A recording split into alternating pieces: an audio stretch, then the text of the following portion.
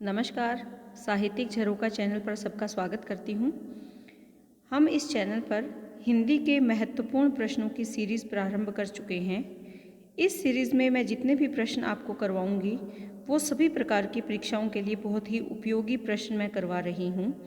आने वाले समय में जो हरियाणा में पीजीटी हिंदी की परीक्षा होने वाली है, इसके साथ साथ जो अन्य टेट एग्ज़ाम चाहे वो पंजाब से है, राजस्थान से हैं या यूपी से हैं, उन सभी परीक्षाओं में ये प्रश्न बार बार पूछे जाते रहे हैं और आगे भी इनके आने की मुझे पूरी पूरी उम्मीद है। तो उसी को ध्यान में रखते हुए मैं ये सीरीज़ करवा रही हूँ।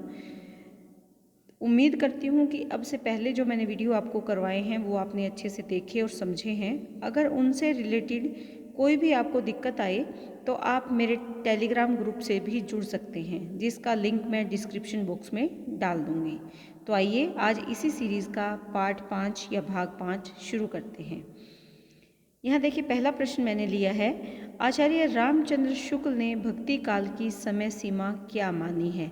हम सब जानते हैं कि हमारा जो हिंदी साहित्य है इसको अलग अलग काल में विभाजित किया गया है और आचार्य रामचंद्र शुक्ल जी पहले आचार्य हैं जिन्होंने काल को समय के साथ साथ उसकी प्रवृत्ति के आधार पर या उस काल की विशेषता के आधार पर उसका विभाजन किया है।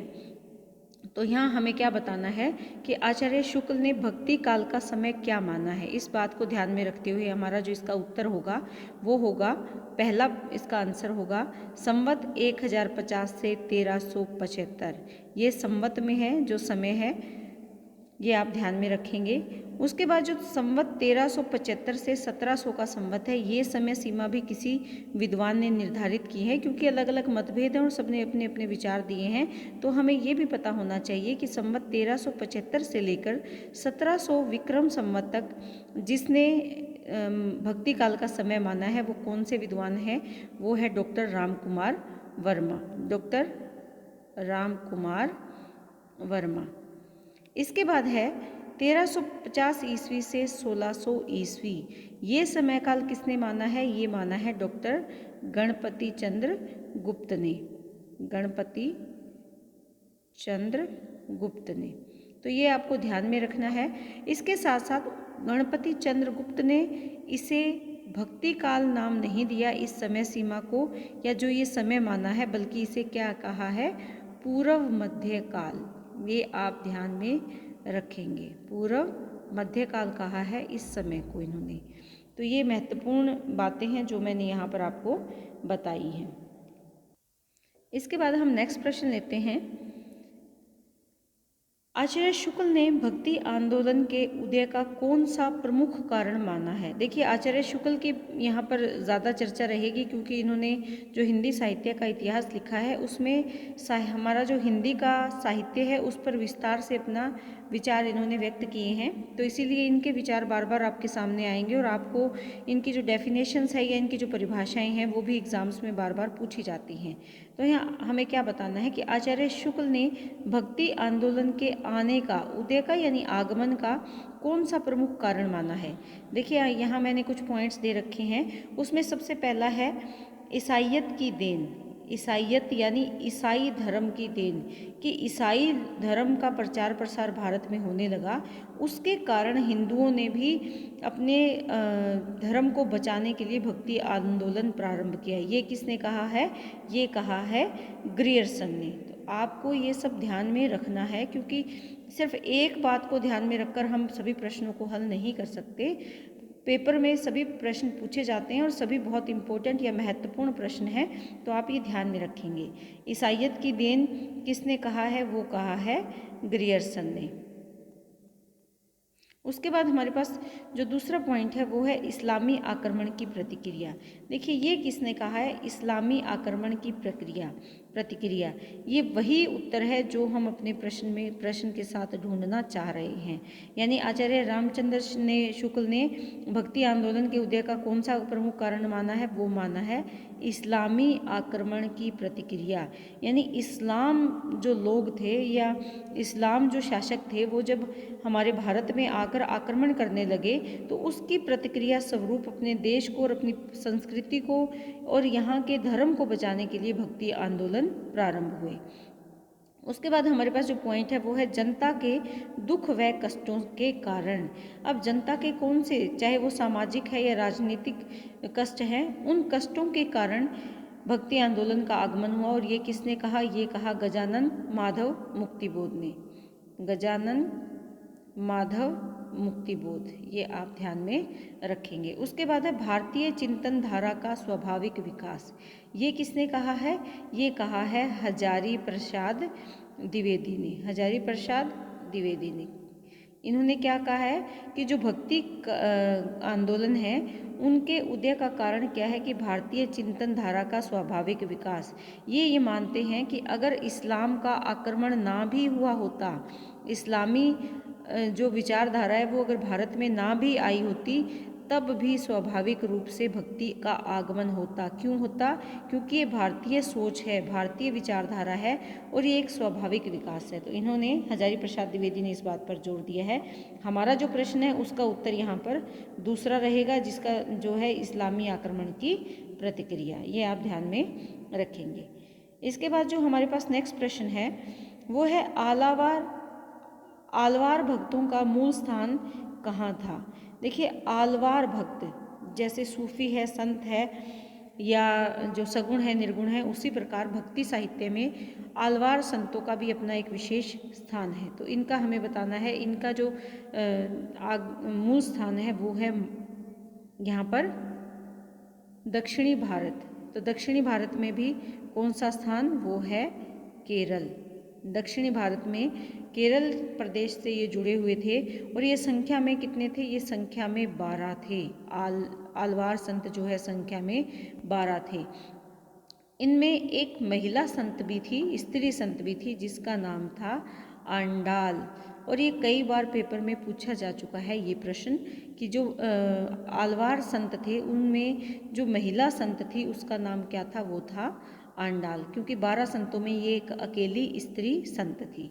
इसके साथ साथ अगर महाराष्ट्र की बात करें, क्योंकि ये हमारे भारत के ही यहाँ पर दे रखे हैं, पूर्व भारत, उत्तर भारत, तो यहाँ हम देख लेते हैं कि महाराष्ट्र के बारे में भी कई बार पूछा जाता है कि महाराष्ट्र में किस संत ने अपना विशेष योगदान दिया भक्ति की विचारधारा को प्रचारित और प्रसारित करने में। तो वो कौन से संत थे? वो थे संत नामदेव।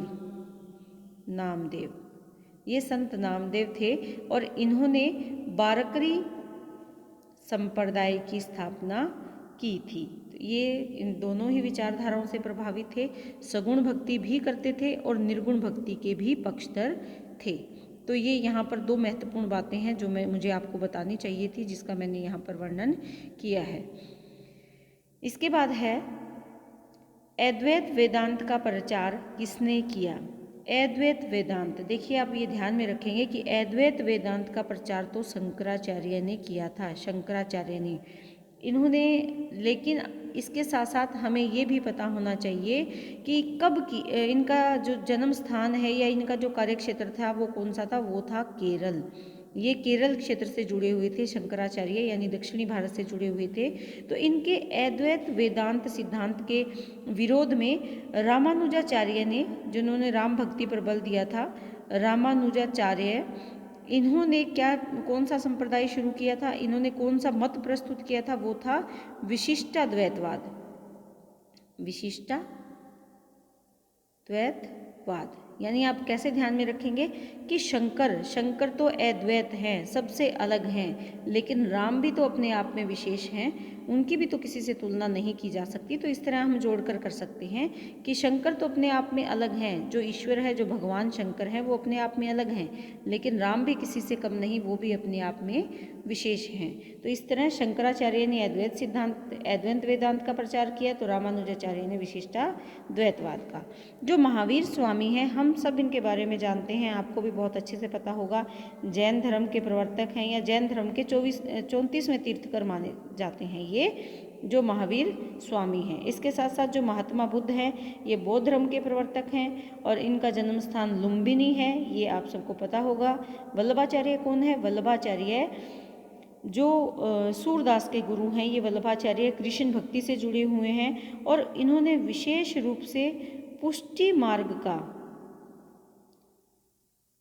जो प्रवर्तन है वो किया था किसने? वल्लभाचार्य ने। पुष्टि मार्ग क्या है? कई बार पूछ लिया जाता है पुष्टि मार्ग क्या है? पुष्टि मार्ग है ईश्वर के प्रति शुद्ध प्रेम, शुद्ध भाव से जो प्रेम की भक्ति है वो क्या है? शुद्ध प्रेम के भाव से जो भक्ति की जाती है वो क्या है? पुष्टि मार्ग के अंतर्गत आती है। तो ये आपके लिए बहुत ही महत्वपूर्ण प्रश्न हम यहाँ कर रहे हैं। इसके बाद है कबीर काव्य के उपलब्ध कुंडलिनी योग के शब्द किसके प्रभाव से ग्रहित है? कि कबीर ने जो काव्य लिखा उसमें उन्होंने कुंडलिनी योग के शब्दों का प्रयोग किया, या इस प्रकार के शब्द जो योग से जुड़े हुए शब्द हैं उनका प्रयोग किया। तो वो किससे जुड़े हुए हैं? तो ये किससे जुड़े हैं? देखिए, कुंडलिनी योग जो है ये हठ योग साधना के अंतर्गत आता है। अपने शरीर को इस प्रकार साधना में रत कर देना कि किसी भी चीज़ का उस पर कोई असर ना हो, ना वायु का, वातावरण का, किसी भी चीज़ का। तो ये हमें किससे मिला, या कबीर काव्य को कहाँ से प्राप्त हुआ? ये मिला नाथ पंथ से। जो नाथ है ये अपने जो साधना है वो हठ योग साधना को मानते हैं और अपने शरीर को कष्ट देकर ईश्वर प्राप्ति के लिए प्रयास करते हैं। जो सिद्ध साहित्य है या सिद्ध संप्रदाय है, ये इसके बारे में भी आपको जानना चाहिए। वैसे तो हो सकता है आप जानते हो, लेकिन यहाँ मैं थोड़ा सा बता देती हूँ आपको कि सिद्ध जो संप्रदाय हैं ये बौद्ध धर्म के किस तत्व का प्रचार करता है? ये बौद्ध धर्म के वज्रयान तत्व का प्रचार करता है। बौद्ध धर्म जिसे महात्मा बुद्ध ने प्रारंभ किया था, गौतम बुद्ध ने प्रारंभ किया था। वेदांत योग क्या है? देखिए, वेदांत योग ये ज्ञान प्राप्त करने का मार्ग दिखाता है हमें, और इसका मुख्य स्रोत क्या है? जो हमारे वेद ग्रंथ हैं वो इस वेदांत योग के मुख्य स्रोत है। और इसका मुख्य उद्देश्य क्या है? ज्ञान प्राप्ति, कि हमें ज्ञान कैसे प्राप्त करना चाहिए उसका मार्गदर्शन कौन करता है? जो हमारे वेद ग्रंथ हैं। इसके बाद जो प्रश्न है वो है हरड़े वाणी के रचयिता कौन है? देखिए, हरड़े वाणी बहुत ही महत्वपूर्ण ग्रंथ है संत साहित्य में। तो हरड़े वाणी के रचयिता हैं दादू दयाल। दादू दयाल ने क्या किया था? दादू दयाल ने दादू पंथ की स्थापना की। यानी कौन से पंथ की स्थापना की? इन्होंने दादू पंथ की स्थापना की। और कहाँ करी है? राजस्थान में दादू पंथ की स्थापना। इनकी जो हरड़े वाणी नामक पुस्तक प्राप्त होती है, इसका बाद में संपादन किया गया। और इसके संपादनकर्ता कौन थे? एक तो संतदास थे और दूसरे थे जगनदास। संतदास और जगनदास दोनों ने हरड़े वाणी का संपादन किया है। बाद में रज्जब ने इसका, रज्जब आप ये ध्यान में रखेंगे, ये पूछ लिया जाता है कई बार प्रश्न। रज्जब ने हरड़े वाणी का संपादन अंगबधू के नाम से भी किया है। अंगबधू के नाम से भी संपादन किया है। किसने किया है? रज्जब ने। अब यहाँ पर गुरु नानक देव के बारे में अगर हम जानें तो गुरु नानक देव सिख धर्म के प्रवर्तक माने जाते हैं, ये सब जानते हैं। और इनका जो जप्पू जी है, जप्पू जी जो इनकी रचना है वो नानक दर्शन का सार ग्रंथ माना जाता है। और भी इनकी रचनाएं हैं, लेकिन जप्पू जी इनके नानक दर्शन जो इनका विचारधारा है उनका सार ग्रंथ कौन सा है? जप्पू जी है। उसके बाद मलूक दास की अगर यहाँ हम बात करें तो मलूक दास की जो प्रमुख रचनाएं हैं वो रतन खान और ज्ञानबोध है। इसके साथ साथ बाराखड़ी और ध्रुव चरित भी इनकी एक प्रसिद्ध रचना है जो बार बार पेपर में पूछी जाती है। ये दोनों ही भाषाओं पर अच्छा लिखते थे, अवधी भाषा और ब्रज भाषा। जो इनकी रतन खान और ज्ञानबोध है ये इनकी अवधी भाषा की रचना है। बाराखड़ी और ध्रुव चरित इनकी ब्रज भाषा की रचना है। उसके बाद आते हैं रैदास। रैदास का जन्म काशी में हुआ और ये जो कबीर काव्यधारा है, निर्गुण संत काव्य परंपरा, उसी के समर्थक हैं रैदास भी। और इन्होंने भी अपना गुरु किसे बनाया था? रामानंद को। ये इनके रामानंद इनके गुरु थे। तो ये महत्वपूर्ण प्रश्न है, आप ये ध्यान में रखें। आगे हमारे पास है ज्ञान समुद्र के रचनाकार का क्या नाम है? देखिए, ज्ञान समुद्र, इसकी रचना किसने की है ये हमें यहाँ पर बताना है। तो यहाँ हमारे पास जो ऑप्शन है हरिदास, निरंजनी, गुरु नानक, सुंदरदास और पीपा। देखिए, इसकी रचना किसने की है? इसकी रचना की है सुंदरदास ने। हमारे प्रश्न का उत्तर क्या है? सुंदरदास। सुंदरदास की एक और रचना है ज्ञान समुद्र के साथ साथ, वो है सुंदर विलास। सुंदर विलास। और ये किस भाषा में की है? ब्रज भाषा में इसकी रचना की है इन्होंने। अच्छा, ये किसके शिष्य थे सुंदरदास? ये दादू दयाल के शिष्य थे। ये भी बहुत महत्वपूर्ण है। पूछ लिया जाता है कि सुंदरदास किसके शिष्य थे, तो ये किसके शिष्य थे? दादू दयाल के शिष्य कौन थे? सुंदरदास। हरिदास निरंजनी, हरिदास निरंजनी ये निरंजनी संप्रदाय है। हरिदास निरंजनी ने निरंजनी संप्रदाय स्थापित किया था। और कहाँ स्थापित किया था? ये किया था डीडवाना में, डीडवाना निरंजनी संप्रदाय। इसके बाद अगर पीपा के बारे में हम जाने तो ये भी रामानंद के शिष्य हैं, रामानंद के शिष्य हैं। कौन? पीपा। और निर्गुण संत काव्य परंपरा से जुड़े हुए कवि हैं। इसके बाद जो हमारे पास प्रश्न है वो है अवधी भाषा का प्रथम महाकाव्य कौन सा ग्रंथ है? अवधी। देखिए यहाँ हमारे जो प्रथम महाकाव्य हमें ध्यान में रखना है, कौन सी भाषा का प्रथम महाकाव्य? अवधी भाषा का। वो कौन सा है? वो है पद्मावत। अब आप ये सोचेंगे कि महाकाव्य तो रामचरितमानस भी है और रामचरित अवधी भाषा में लिखा गया है, लेकिन आप ये ध्यान में रखेंगे कि इन दोनों में 34 वर्ष का अंतर है। यानी जो पद्मावत है ये रामचरितमानस से 34 साल पहले लिखा गया था और इस पद्मावत में लगभग 57 खंड हैं। पद्मावत में कितने खंड हैं? 57 खंड है। और इन दोनों में समानता क्या है? दोनों में समानता यही है कि दोनों ही दोहा चौपाई शैली में लिखे गए हैं। ये पद्मावत है जो जायसी ने लिखा था, रामचरितमानस वो है जो गोस्वामी तुलसीदास जी ने लिखा था। उसके बाद जो कृष्णायन है इसकी रचना 1942 ईस्वी में हुई थी और किसने की थी?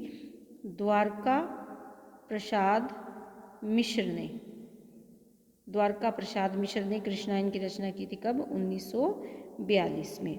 हरिवंश पुराण, हरिवंश पुराण क्या है? हरिवंश पुराण भी एक हिंदू धर्म से जुड़ा हुआ ग्रंथ है। इसमें मनु और यम की उत्पत्ति के बारे में बताया गया है। और ये किससे, कौन से धर्म से जुड़ा हुआ है? ये हिंदू धर्म से जुड़ा हुआ ग्रंथ है हरिवंश पुराण। इसके बाद है मधुमालती का नायक कौन है? देखिए मधुमालती का नायक हमें यहाँ पर बताना है। मधुमालती सूफी काव्य धारा के अंतर्गत आती है और जो सूफी काव्य धारा है उसमें क्या है? प्रेम और ईश्वर भक्ति दोनों को महत्व दिया गया है। तो प्रेम मार्ग पर चलकर अपने ईश्वर की प्राप्ति की जा सकती है। यह मधुमालती का हमें नायक बताना है और नायक कौन है? वो है मनोहर। मधुमालती का नायक मनोहर। और ये किसकी रचना है? ये रचना है मंझन की। मधुमालती मंझन की रचना है। 1545 ईस्वी में इसकी रचना की गई थी। इसके बाद है रतन सेन। रतन सेन किसके नायक हैं? ये हैं पद्मावत। पद्मावत किसकी रचना है? जायसी की। ये आप ध्यान में रखनी है, छोटी छोटी चीज़ें हैं लेकिन एक साथ जब करोगे तो आपको याद रहेगा। उसके बाद आता है सुजान। जो सुजान है ये कौन सी पुस्तक में ये नायक हैं? ये चित्रावली में। चित्रावली है जो किसकी रचना है? चित्रावली उस्मान की। उसके बाद मनोहर। मनोहर के बारे में हम बात कर चुके हैं। मनोहर मधुमालती के नायक है और मधुमालती किसकी रचना है? मंझन की रचना है। ऋतुपर्ण की बात अगर बात करें तो ऋतुपर्ण सत्यवती कथा के नायक है। सत्यवती कथा, इसमें जो नायिका है वो सत्यवती है और नायक कौन है? ऋतुपर्ण है। और किसकी रचना है ये रचना है ईश्वर दास की। तो ये आप छोटे छोटे प्रश्न ध्यान में रखेंगे, छोटे हैं लेकिन बहुत ही ज़्यादा इम्पोर्टेंट हैं। इसके बाद हमारे पास जो अंतिम प्रश्न है वो है सूफी काव्य की प्रसिद्ध महिला जिसकी तुलना मीरा से की जा सकती है। मीरा भक्ति काल की ही है और कृष्ण की प्रेम दीवानी मानी जाती हैं। अब हमें यहाँ क्या बताना है कि कौन है सूफी काव्य में जो मीरा जैसी भक्ति करी है जिसने अपने ईश्वर की? तो वो यहाँ पर है राबिया। राबिया ने कृष्ण की भक्ति राबिया ने अपने ईश्वर की भक्ति या परमात्मा की भक्ति उसी प्रकार से की है जैसे कि मीरा ने कृष्ण की भक्ति की है। बाबरी साहिबा। बाबरी साहिबा कौन है? ये दिल्ली की रहने वाली थी बाबरी साहिबा और बहुत ही प्रतिष्ठित परिवार से होते हुए भी उस जमाने में इन्होंने अपने लोकलाज का त्याग कर दिया था। और जिस प्रकार मीरा ने लोकलाज का त्याग कर दिया था वैसे ही बाबरी साहिबा ने भी इनका सही नाम है या इनके जन्म का या इनके परिवार के द्वारा जो रखा गया नाम है उसके बारे में और जीवन परिचय के बारे में कहीं प्रमाण नहीं है, लेकिन ऐसे माना जाता है कि लोग उन्हें आदर से साहिबा कहते थे। और बावरी, बावरी का मतलब ईश्वर के प्रेम में जो बावली हो गई है, तो ये बावरी साहिबा है। सहजोबाई, सहजोबाई राजपूताना परिवार से जुड़ी हुई थी। और सहजोबाई ने जो भक्ति की है, इन्होंने बहुत अधिक ग्रंथ तो नहीं लिखे, लेकिन जितनी भी इनकी रचना मिलती है हमें, या इनके द्वारा जो लेख मिलते हैं, जो काव्य मिलता है, उसमें गुरु को ईश्वर से भी बहुत अधिक महत्व दिया गया है। बिल्कुल वही कबीर की विचारधारा से प्रभावित है इनकी जो भक्ति भावना है। तो ये हमारे आज के महत्वपूर्ण प्रश्न थे। मैंने सभी प्रश्नों को विस्तार से करवाने का प्रयास किया है और उम्मीद करती हूँ कि आप भी इन प्रश्नों को इतने ही विस्तार से करेंगे और याद रखेंगे, ताकि आने वाले एग्ज़ाम्स में आपको किसी प्रकार की कोई परेशानी ना हो।